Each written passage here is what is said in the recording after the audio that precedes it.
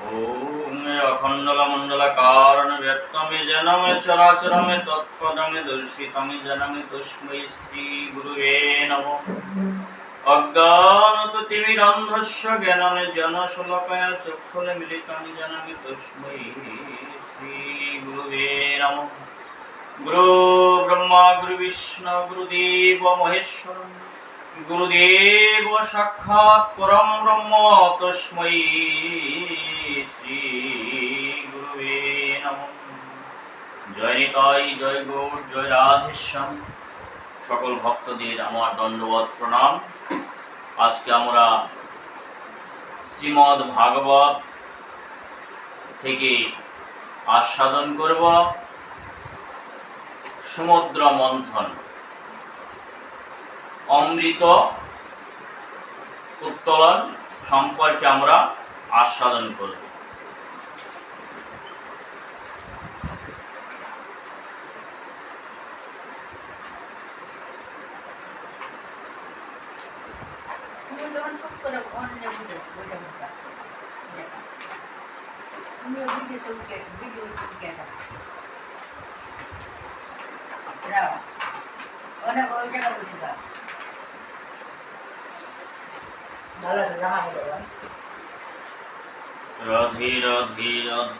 সমুদ্র মন্থন ভাগবত থেকে আমরা অসুর এবং দেবতাদের মধ্যে এই অমৃত নিয়ে আমাদের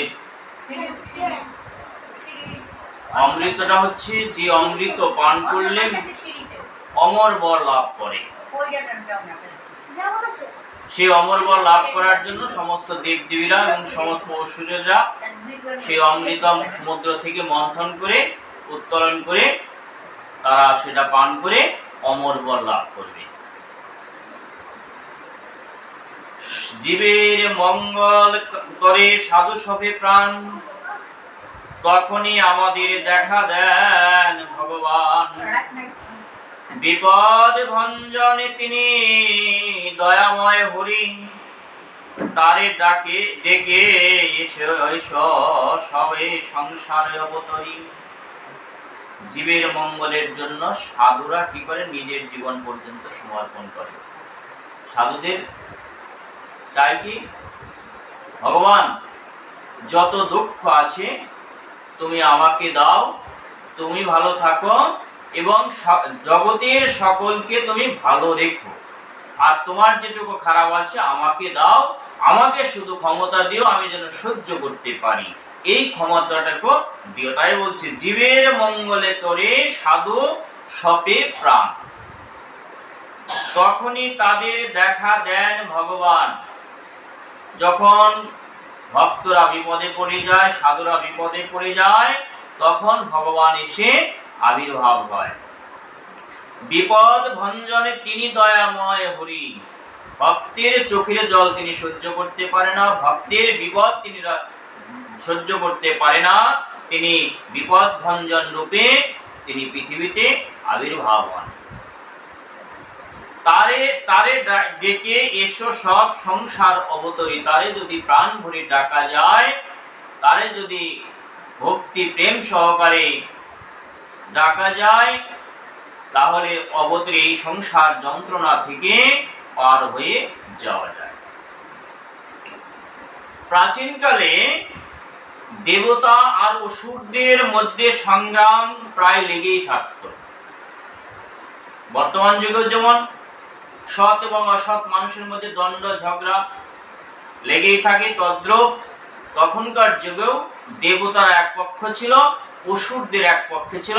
এরা পরস্পরের সঙ্গে গন্ডগোল ঝগড়াঝাটি হতো। দেবতারা বারবার তাই বিষ্ণু শরণাপন্ন হতেন। যারা সৎ, যারা ভগবানের ভক্ত, তারা সবসময় ভগবানকে স্মরণ করে বিপদে পড়লে, সুখে থাকলে। কখনো বা অসুরদের সাথে সন্ধি করার জন্য হয়ে উঠতেন তৎপর, আবার কখনো কখনো দেখতেন ভগবান সাড়া দিচ্ছে না, তাহলে অসুরের সঙ্গে আমরা একত্রভাবে থাকি, তবু গন্ডগোল করব না। একদিন শ্রীহরি বললেন, দেবতাগণ তোমাদের ভয় নেই, অতি শীঘ্রই তোমরা অসুরদের সাথে সমুদ্র মন্থন করতে প্রবৃত্ত হও। ভগবান বুদ্ধি দিলেন যে অসুরদের দমন করতে গেলে ওদের সঙ্গে মিলেমিশে থাকতে হবে। মিলেমিশে থাকলে তোমরা অচিরেই ভালো জায়গায় পৌঁছাতে পারবে। ভগবান বুদ্ধি দিলেন। এই সমুদ্র মন্থন কালে অমৃত উদ্ভব হবে। এই সমুদ্র মন্থন করলে কি পাওয়া যাবে? অমৃত পাওয়া যাবে। সেই অমৃত পান করে তোমরা অজেয় ও অমরত্ব হতে পারবে। তোমাদের সাথে কেউ যুদ্ধে পারবে না, তোমরা অমরত্ব লাভ করতে পারবে। অসুরগণ তখন তার আর দেবতাদের বধ করতে পারবে না। এই সমুদ্র থেকে অমৃত যদি উত্তোলন করতে পারো তাহলে তোমাদের সঙ্গে কেউ পারবে না, অসুররা তোমাদের সঙ্গে কখনো পারবে না। শ্রীহরি আরো বলেছিলেন, সমুদ্র মন্থন কালে যে বিষ উৎক্ষেপিত হবে তাতে তোমাদের ভীত হওয়ার কারণ নেই। এই অমৃত তুলতে গেলে আগে গরল উত্তোলন হয়, এই গরল বেরিয়ে আসবে। সেই গরলের জন্য তোমরা ভয় পাবে না। ওই গরল মানে হচ্ছে বিষ। ওই বিষ দেখে তোমরা ভয় পাবে না, তোমাদের কর্ম তোমরা করে যাবে, তাতে তোমাদের অসুবিধা হবে না। শ্রীহরি আরো বলেছেন, সমুদ্র মন্থন কালে যে বিষ উৎক্ষেপিত হবে তাতে তোমাদের ভীত হওয়ার কোনো কারণ নেই। ওই বিষয়ে অসুরগণ ক্ষতিগ্রস্ত হবে। ওই বিষটা কেন উঠবে জানো?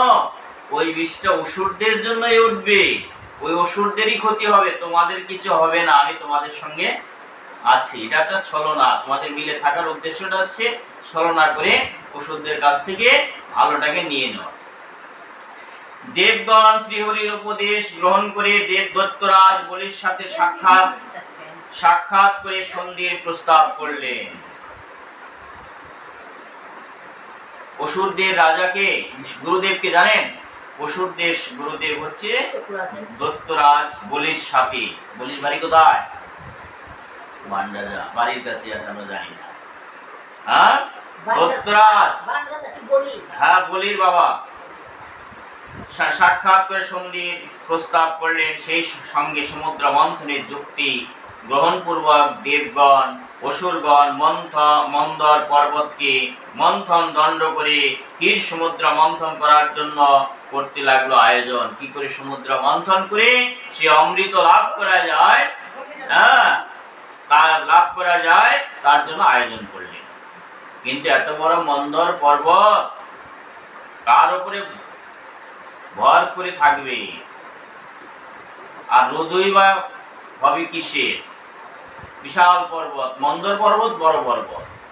এই পর্বত যখন এটাকে উঠিয়ে দেওয়া হবে সমুদ্রের মধ্যে থেকে, এর থাকবে কি করে? আর এত বড় রজু কোথায় থেকে পাবো? মানে রজু মানে দড়ি, দড়ি কোথা থেকে পাবো? এত দড়ি কোথা থেকে পাবো?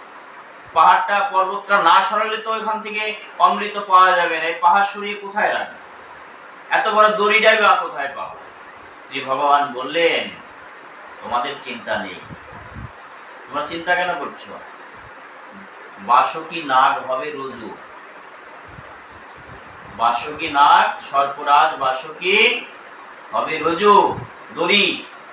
আর আমার এক অংশ কর্ম শরীর ধারণ করে ওই পর্বতকে রক্ষা করবে। আমি পিঠ আগে দেব, পিঠের উপরে আমার উপরে পর্বতটা রেখে দিবা, তাহলে আর কোনো অসুবিধা হবে না। দেখেন ভগবান কতটা সহায় থাকে ভক্তের জন্য। আরম্ভ হলো সমুদ্র মন্থন। সাপ পাহাড়কে জড়িয়ে ধরছে, একদিকে অসুররা টানছে, একদিকে দেবতারা টানছে। হ্যাঁ, আরম্ভ হলো সমুদ্র মন্থন। এক পাশে দেবতাগণ আর অন্যদিকে অসুর। দেবতারা বুদ্ধি করে বাসুকী নাগের লেজের দিকে ধরেছে, লেজের দিকে ধরছে দেবতারা। আর অসুরেরা ধরেছে মুখের দিকে। মুখের দিকে কি থাকবে? বিষ থাকবে।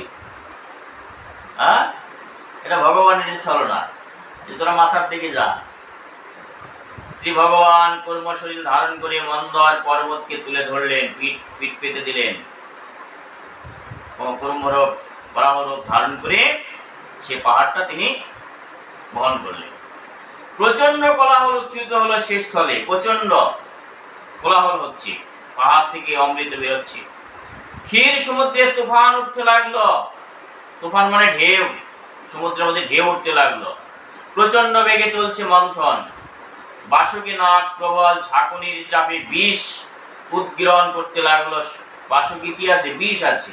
দুই দিক থেকে টানাটানি কাটছে, মাঝখানে পর্বত রয়েছে, রশিতে টানে না মন্থন। এবার সেই সর্পরাজ বাসুকী নাগ দড়ির টানাটানি, দুই দিকে টানাটানি ফলে মুখ দিয়ে শুধু বিষ বের হয়ে যাচ্ছে।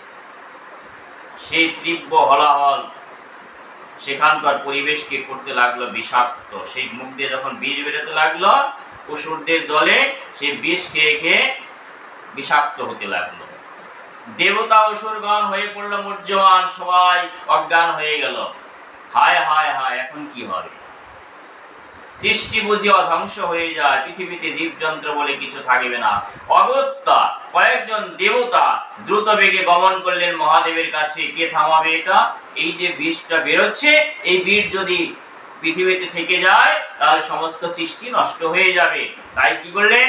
মহাদেবের কাছে সবাই শরণাপন্ন হলেন। কত শত স্তবস্তুতি করতে লাগলেন। দেবে দেবে মহাদেব ভূতাত্মাং ভূত ভাবনা ত্রাহিং অসম্মাং শরণাপন্নামে তৈলক্ষ্যমে দহনাত বিষাত।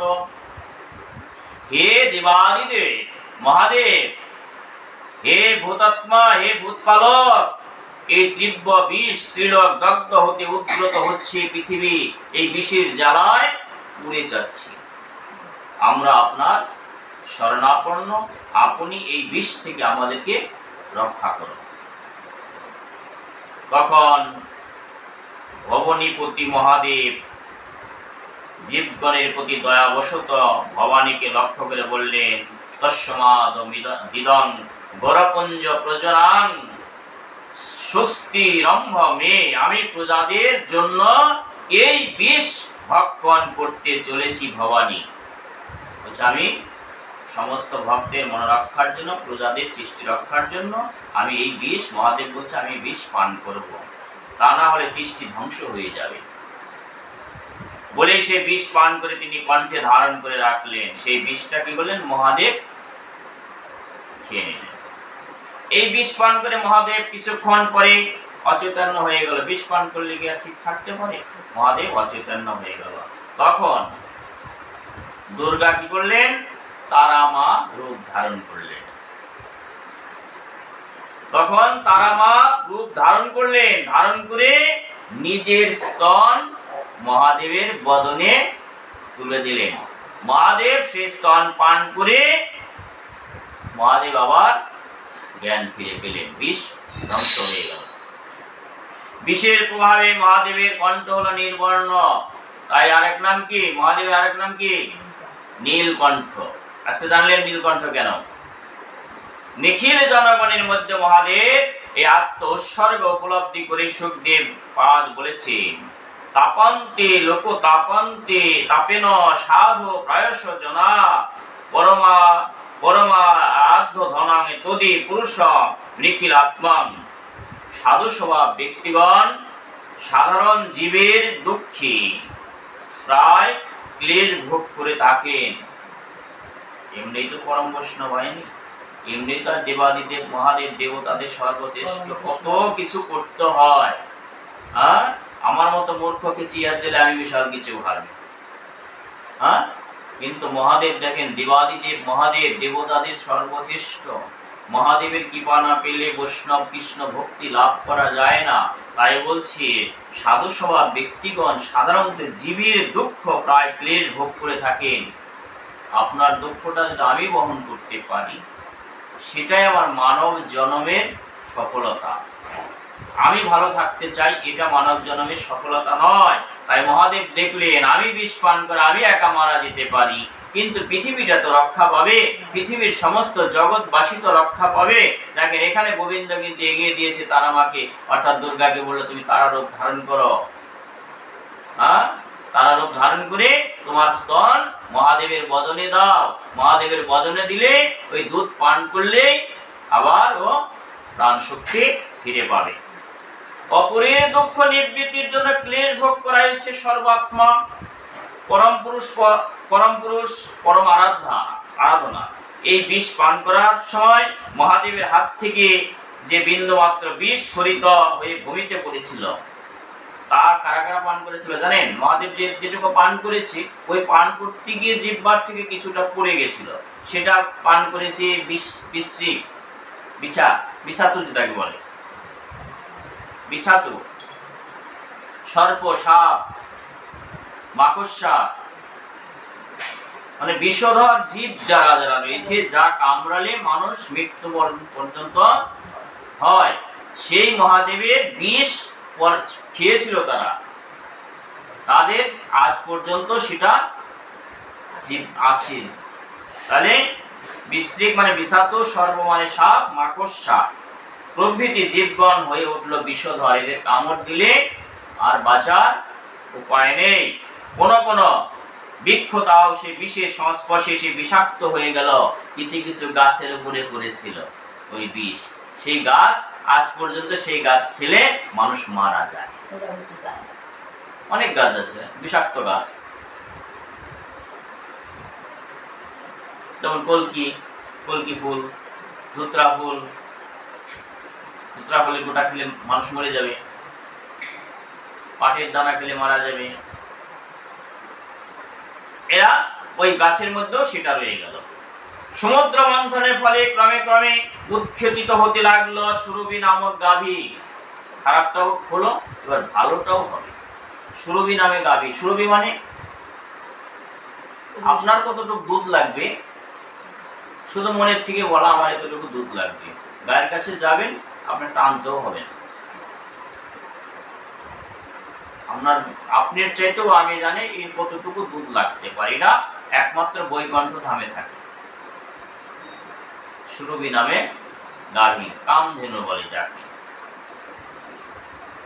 উচ্চশ্রবা নামে অশ্ব থাকে, ওই ঘোড়া সবসময় মঙ্গল কামনা করে, প্রজাদের দেখে শুনে রাখেন। ঐরাবত প্রভৃতি 4টি দন্ত বিশিষ্ট হাতি, 4 দাঁত বিশিষ্ট হাতি থাকে। কৌস্তব নামক পদ্মরাগমণি সৃষ্টি হয়। পারিজাত নামক কল্প বৃক্ষ,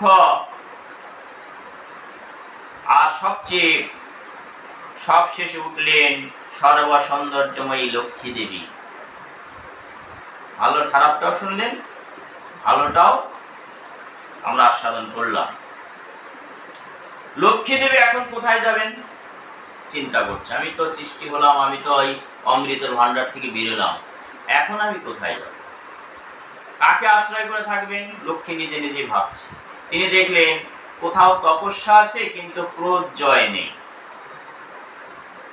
তপস্যা করছি, আমি মালা করছি, তিলক করছি, আমি তপস্যা করছি, কিন্তু আমার রাগ রয়ে গেছে।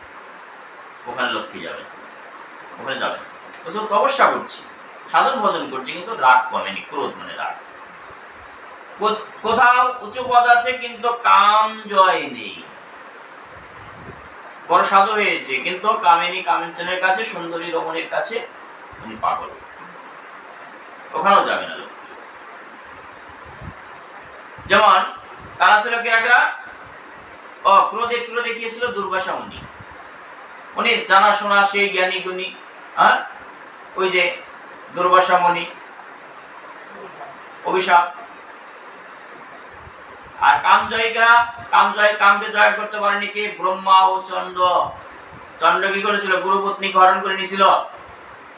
আর ব্রহ্মা কি করেছিল? নিজের কন্যাকে সন্ধ্যা সঙ্গে মেলামেশা করেছিল। এরা কামকে পরাস্ত করতে পারেনি, তাই বলছি এদের কাছেও যাওয়া যাবে না। কোথাও জ্ঞান আছে কিন্তু অনাসক্ত নেই, জ্ঞান আছে, আমি জানি এই কাজটা করা যাবে না, কিন্তু আমি সেটাই করছি। লক্ষ্মী বলছে আমি ওখানেও যাবো না। যেমন শুক্রাচার্য মুনি কি করেছিল? বামন অবতার রূপে ভগবান এসেছিল বলি মহারাজের বাড়িতে। বলি মহারাজ চিনতে পেরেছে স্বয়ং ভগবান এসেছে। শুক্রাচার্য মুনি জেনে শুনেও বলছে তুমি কিন্তু দান দিও না। তুমি দান দিও না, দান দিলেই কিন্তু তোমার পতন হবে। আর শুক্রাচার্য বলি মহারাজ চিন্তা করতে, আজকে আমি প্রতিজ্ঞা করেছি আমি গুরু বাক্য লঙ্ঘন করব, কিন্তু আমি আমার বাক্য লঙ্ঘন করবো না, কারণ ভগবান এসে দাঁড়িয়েছে আমার আঙ্গিনায়। শুক্রাচার্য মুনি উদ্ধার হতে পারলো না, বলি মহারাজ আমার গোবিন্দ চরণ পেয়ে মুক্তি পেয়ে স্বর্গবাসী বৈকুণ্ঠ ধাম প্রাপ্ত হল। তাই বলছি যে কোথাও জ্ঞান আছে কিন্তু আসিক্ত নেই, জানে না, বুঝি না, তিনি তো শুক্রাচার্য। ধর্ম আছে, দয়া নেই। ধর্ম আছে, আমি ভালো মন্দ বিচার করতে পারি, কিন্তু আমার দয়া মায়া বলতে কিছু নেই। সেটা হচ্ছে পরিশ্রম। দীর্ঘায়ু আছে কিন্তু শীল ও মঙ্গল নেই। আমার আয়ু অনেক কিন্তু আমি মঙ্গল কামনা করি না, ছিল যেমন মার্কেন্ড। আবার সনকাদি দেবগণ সম্পন্ন হলেও তারা বিবাহ করেন না। সনকাদিরা মানব রূপ পেয়েছে কিন্তু তারা কোনোদিন স্ত্রীর মুখ, রমণীর মুখ দর্শন করবে না। কার কাছে যাব? কেউ ষোলআনা পূর্ণ নয়। কিন্তু বিষ্ণু হলেন সর্বগুণের অধিকারী। এগুলো শুনেও আমরা দেখেন পিছিয়ে আছি। এতগুলো জায়গা, এতগুলো জায়গা সরিয়ে দিল লক্ষ্মী, এতগুলো জায়গা সরিয়ে দিল, দিয়ে দেখলেন একমাত্র যিনি পৃথিবীর মালিক, তিনি হচ্ছেন সবকিছুর গুণের অধিকারী, তার মতে আর কেউ নেই, তিনি হচ্ছেন জ্যেষ্ঠ। লক্ষ্মীর কথা ভেবে নারায়ণের উদ্দেশ্যে দ্রুত পদে গমন করতে লাগলেন। বলছে এই পৃথিবীতে আমার থাকার জায়গা নেই, আমার যেখানে জায়গা আমি সেই নারায়ণের কাছে চলে গেলাম। তারপর অসুর নামে এক কন্যা উৎক্ষেপিত হলো। সুরা নামে এক কন্যা উৎক্ষেপিত হলো। অসুররা গ্রহণ করলো তাকে। অবশেষে অমৃত কুম্ভ, ভালোই বসুন, অবশেষে অমৃত কুম্ভ নিয়ে আবির্ভূত হলেন ধর্মান্তরী। এই অমৃত কুম্ভ নিয়ে সবাই কারাগারে। অসুররা বলছে আমি নেব, দেবতারা বলছে আমরা নেব। অসুররা জোর করে তার কাছ থেকে কেড়ে নিল সেই কুম্ভ, দেবতাদের কাছ থেকে ছিনিয়ে নিল। অসুরদের সাথে গিয়ে পারে, ওরা তো শক্তিশালী। অসুররা কি করলো, জোর করে সেই কুম্ভ মানে কলস, অমৃতের কলসটা কাঁধে নিয়ে নিল। সেই অমৃতের জন্য এত পরিশ্রম, সেই অমৃত চলে গেল অসুরদের হাতে। দেবতারা বলছে যে যাদের জন্য আমরা মিলেমিশে অমৃত উঠালাম, আজকে আমাদের কাছ থেকে, এটা তো অসুরদের কর্ম, এটা অসুরদের হাতে চলে গেল। দেবতাদের নিজেই বিষ্ণু শরণাপন্ন হলেন। শেষে দেখলো যে আর তো উপায় নাই, অসুরদের হাতে তো চলে গেল, এবার আমরা আমার স্বয়ং ভগবানের কাছে, বিষ্ণুর কাছে শরণাপন্ন। অসুররা অমৃত কুম্ভনে আনন্দ আত্মহারা। অসুররা আনন্দ পাওয়া গেছে, অমর হয়ে যাবে, আমাদের মতো আর কেউ নাই, আনন্দ আত্মহারা। চললো তাদের প্রচন্ড নৃত্য গীত, আনন্দের আর ধরে না অসুরদের, পাওয়া গেছি, আনন্দে নৃত্য করছেন, অদ্ভুত উল্লাস, সেই আনন্দ, নাচানাচি দেখে কি। তবে কেউ বা কারা আগে অমৃত পান করবে তা নিয়ে ক্রমেই বাদ আরম্ভ হলো বিবাদ। ওদের মধ্যে আবার গন্ডগোল শুরু হয়ে গেল, অসুরদের মধ্যে গন্ডগোল শুরু হয়ে গেল। যে একজন বলছে আমি খাবো আগে, ও বলছে আমি খাবো আগে, আমি যদি না পাই, এই নিয়ে ওদের মধ্যে লেগে গেল একটা গন্ডগোল, নিজেদের মধ্যেই গন্ডগোল। ঘন্টার পর ঘন্টা চলল তর্ক বিতর্ক আর বাক বিতণ্ডা। কিসের অমৃত খাওয়া দাওয়া, এর মধ্যে মারামারি কাটাকাটি, কার আগে কে কি করে। দেবগণ অমৃত থেকে বঞ্চিত হচ্ছে দেখে ভক্ত বাঞ্ছা কল্পতরু ভগবান শ্রীহরি মোহিনী রূপ ধারণ করে শ্রীয় রূপ সৌন্দর্যের দ্বারা দেব দত্তগণের কাম দীপ্ত চিত্ত বিভ্রম সৃষ্টি করতে লাগলো। হরিবল। এবার কি হলো, শ্রীহরি দেখলেন যে দেবতারা এই অমৃত পেল না, অসুররা তো এই অমৃত খেতে পারবে না। হ্যাঁ, তাহলে এক কাজ করা যাক। উনি একটা নারী রূপ ধারণ করলেন, এমন একটা সৌন্দর্য নারী মূর্তি ধারণ হলো যেন ওনাকে দেখে খুশি হয়ে যেন অমৃতের কথা ভুলে যায়, ভুলে যাবে, দেবতারা নিয়ে চলে আসবে। হ্যাঁ, এমন একটা সৌন্দর্য রূপ আমার গৌর হয়ে আমার গোবিন্দ তৈরি হলেন, সুন্দরী রমণী এসে দাঁড়ালেন। শ্রীহরি বললেন, এই অমৃত শুধু তোমাদের একার নয়, মেয়েলিশ্বরে বলছে, এতে দেবতাদের সমান অংশ আছে। তোমরা কেন এই করছো? এটা দেবতারাও পাবে। তোমরা দুই পক্ষে তো উত্তোলন করেছ। আমি সবাইকে সমানভাবে বন্টন করব। তোমরা লাইন দিয়ে বসো, দেবতারাও বসো, অসুররাও বসো, তোমরা সবাই বসো, আমি নিজে হাতে বন্টন করব। মহাচ্ছন্ন অসুররা নির্বোধিতা, দেখেন কোথায় বোকার পরিচয়, নির্বোধিতা মেনে নিল সেই কথা। দেখতে শুনতে সুন্দর, দেখে লোভ হয়ে গেছে। কাম এমনই বস্তু, এই মোহে মানুষ মুক্তি স্বর্গ সব ভুলে যায়। এই কাম এমনই একটা অন্ধ, সে সমস্ত কিছু কোটি কোটি ঐশ্বর্য সম্পদ ভুলে যায়। এমনকি বিবেক জ্ঞান হারিয়ে ফেলি, ভালো মন্দ বিচার ক্ষমতা হারিয়ে ফেলি। অতঃপর সেই সুন্দরী নারী দত্তগণের অনুমতি ক্রমে সেই অমৃত কম্বনে দুই পটকটি উপবেষ্টিত দেব এবং অসুরগণের মধ্যে করতে লাগলেন অমৃত বন্টন। মিষ্ট কথা বলে অসুরদের ভুলিয়ে রেখে দেবতা গণদের সারিতে সারিতে অমৃত বিতরণ করে। অসুরদের দেয় না, কিন্তু মিষ্টি কথা বলে, আরে দাঁড়া তোদের দিচ্ছি। ওই দিক দিয়ে দেবতাদের সবাইকে পাতে পাতে দিয়ে যায়। আর ওরা তো ওদিকে তাকায় রয়েছে, রমণীর দিকে তাকায়, ওরা দিচ্ছে না, ওটা বলতেছে না, ওরা রমণীর দিকে তাকায় রয়েছে, ওকে পেলে আমরা হয়ে গেল। ওদিকে শেষ হয়ে যাচ্ছে, অমৃত কিন্তু শেষ হয়ে যাচ্ছে, ওদিকে লক্ষ্য নেই। তাই বলছি, মহাচ্ছন্ন অসুরা নির্বোধিরা মেনে নিলে সেই কথা। কাম এমনই বস্তু, এর মোহ মানুষ মুক্তি স্বর্গ সব ভুলে যায়, এমনকি বিবেক জ্ঞান হারিয়ে ফেলি। তৎপরে সেই সুন্দরী নারী দত্তগণের অনুমতি ক্রমে সেই অমৃত কুম্ভ নিয়ে দুই পটকটি উপবিষ্টিত দেব এবং অসুরগণের মধ্যে লাগলো অমৃত বন্টন। মিষ্ট কথা বলে অসুরদের ভুলিয়ে রেখে দেবতাদের সারিতে সমস্ত অমৃত বিলিয়ে দিল সেই রূপসী। ওরা ওদিকে সুন্দরী রমণীর দিকে তাকিয়ে রয়েছে, ও তাকাতে থাক, এদিকে বিতরণ হয়ে যাচ্ছে। তারপর অসামান্য রূপের ঝিলিকে অসুরদের চোখ আর মনকে ধাঁধিয়ে দিয়ে দ্রুত পলায়ন করলেন। হরি বল।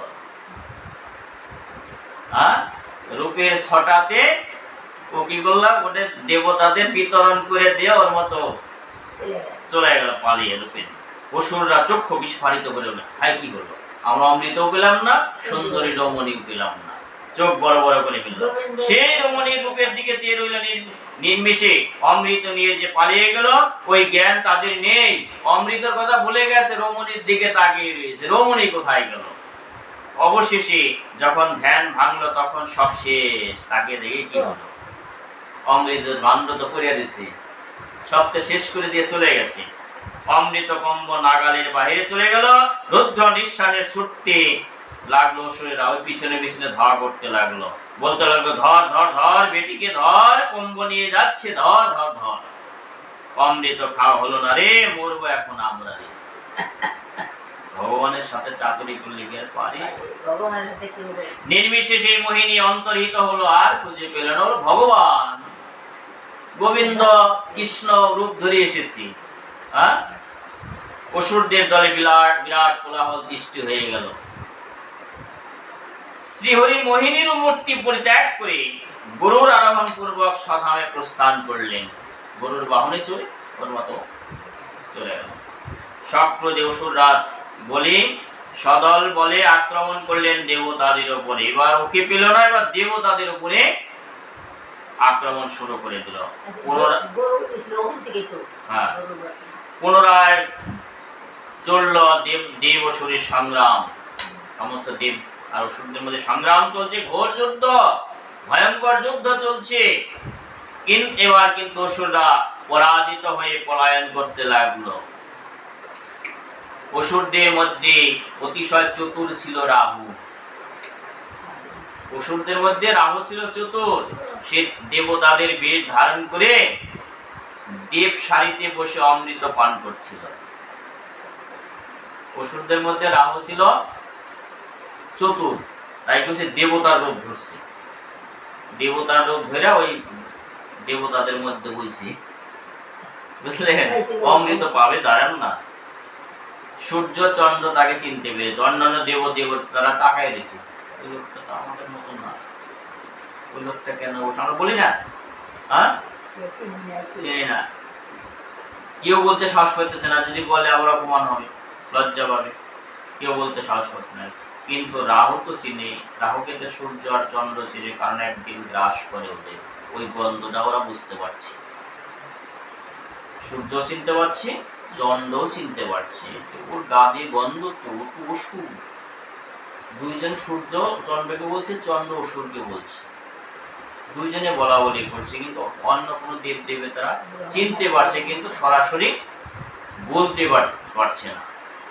হ্যাঁ, কিন্তু অমৃত যখন একথা বলার পরে সূর্য চন্দ্র বলে, এই ওঠ এখান থেকে, তুই রাহু। তখন কি করলেন, অমৃত যখন খেয়েই ফেলেছে, তখন সে হয়েছে অমৃত্যঞ্জয়।